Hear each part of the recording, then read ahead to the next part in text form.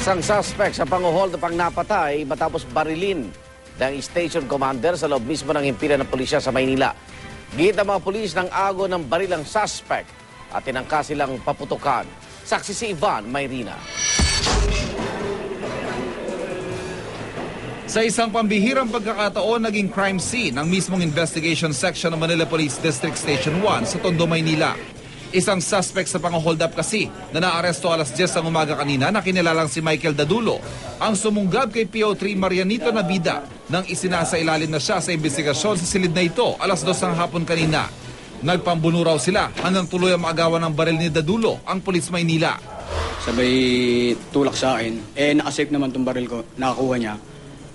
Tutok sa akin ganun, nakalabit niya pero nakasafe. Sabay bunot na rin si sir. Tinutok sa kanya, kaya pinutukan ni sir ng 3 beses. Ang tinutukoy na sir, ang mismong station commander na si Superintendent Alex Tabarete na tiyempo noong papasok ng silid. Bukas po ng pinto niyang investigation, nakita ko, nag-aagawan sila, tapos naagaw na ng suspect yung baril eh.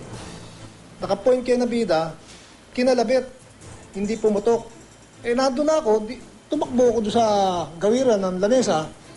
Sa akin naman inumang, pinutukan ko na. Wala na akong choice eh. Isang tama ng bala sa dibdib at 2 tama sa tiyan ng tinamo ng suspect na si Dadulo. Dead on arrival siya sa Tondo Medical Center.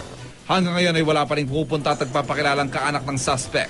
Ang tanging nakasaad na address sa police blotter, Aroma Compound, Bitas, Tondo. Positibo naman siyang kinilala ng kanya umanong biktima na nakuha ng mahigit 5,000 piso. Nandun po kasi ako sa babaan. Binagbigay po ako ng space. Akala ko po kasi sasakay siya. Tapos bigla po siya, binunot niya po yung yung patalim niya, yung kutsilyo niya po. Tapos tinutok niya po sa akin. Tapos kinuha niya po yung bag ko. Sa ngayon, gumugulong na investigasyon ng MPD Homicide, gayon din ng PNP Soco. Handa naman daw panindigan ng Station 1 ang kanilang kwento. Recidivist yung tao na yan at talagang nang agaw ng baril yan. Kayo po ba kaya niyong tignan sa mata yung magkamag-anak nitong taong to at sinabing hindi niyo siya pinatay ng gano'n-gano'n? Walang problema. Haharap ako kahit kanino. Nakalagak ang labi ni Dadulo sa Funeraria Cruz sa Severino Reyes sa Maynila. Ako si Ivan Mayrina, ang inyong saksi.